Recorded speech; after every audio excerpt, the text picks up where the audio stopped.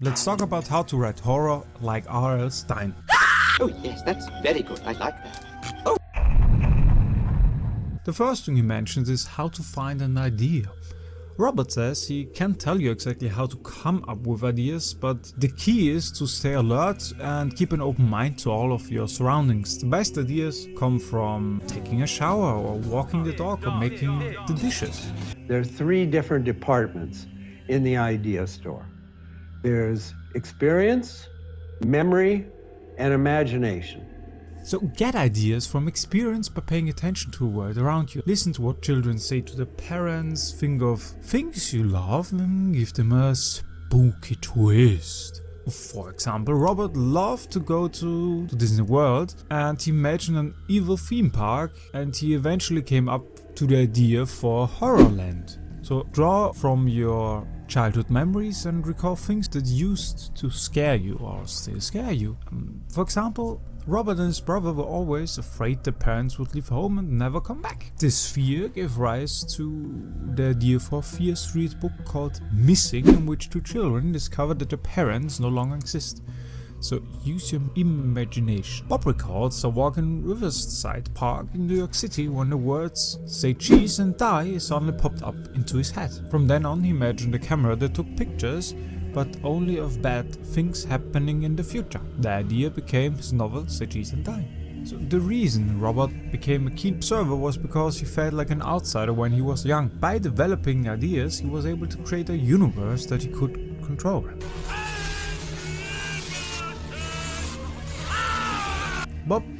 Robert believes this is one of the most appealing things about writing. You don't need 5 ideas, or you don't need a whole book of ideas. You only need 1 idea.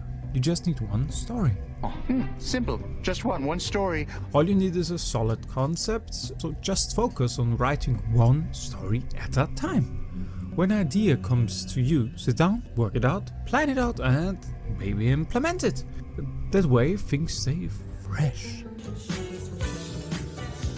Although most writers start with a story idea and come up with the title later, Robert likes to start with the title first and then goes from there. Titles are a great way to create a seed of an idea that can become a whole story, because a good title grabs the reader's attention without giving anything away. So it should contain some basic information about the book and not much more. For example, Give Me a Kill lets you know that the story is about cheerleaders and that someone is going to die.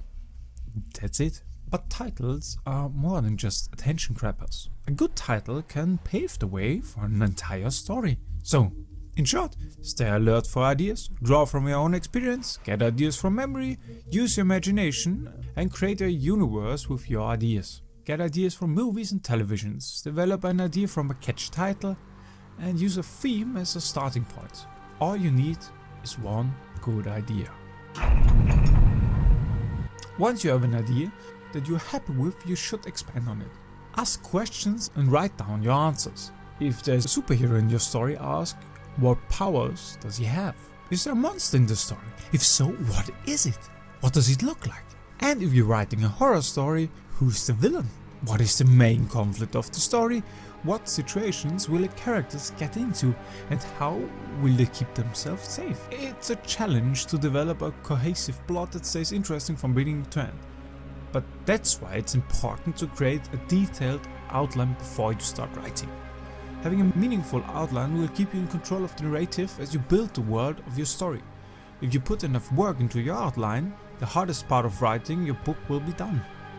This way, you can write in a relaxed manner and feel confident about the direction you're taking.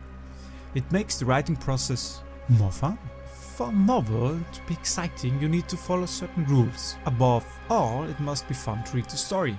The rules are secondary. If you write for a young audience, the children in the books should be funny, as should the conflicts they face. Technically, write short chapters with easy to read words.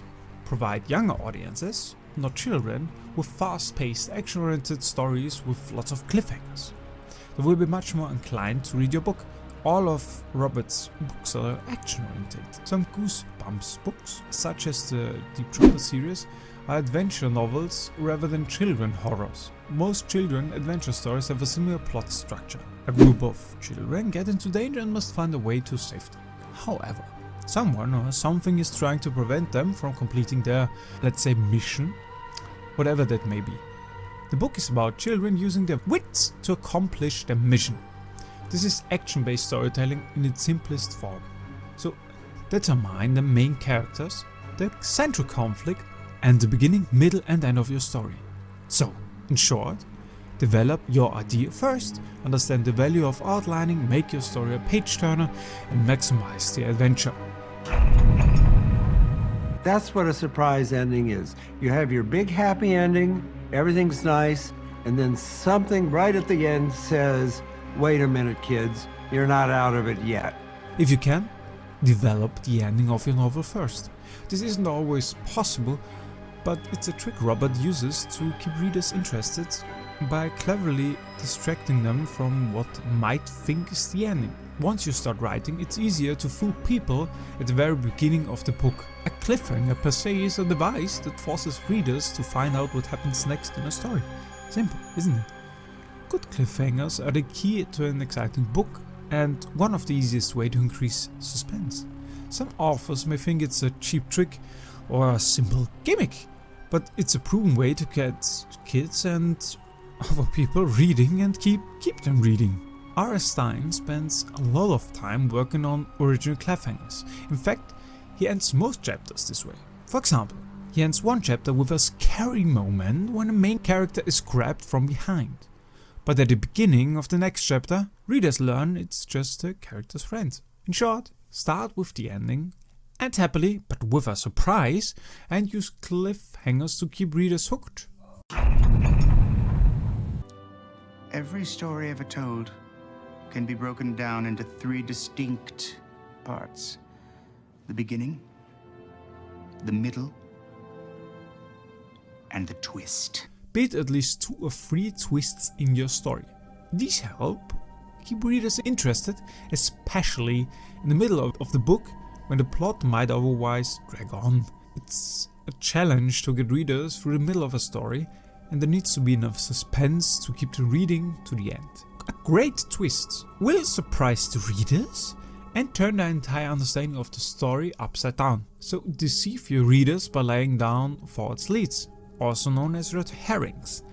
You like fish, I like fish too. These are details added to intentionally mislead readers and prevent them from predicting an outcome. While mystery novels are prepared with carefully hidden clues, horror novels for children or teenagers should be peppered with tricks to mislead children and surprise them all the more when something, like Scooby-Doo, the true identity of the monster is revealed. In short, use twists and surprises to lure. Don't let the middle drag. Lay false trails. Thanks for watching, that's it for this part, and I hope I see you in the next one. Have a wonderful day. Bye!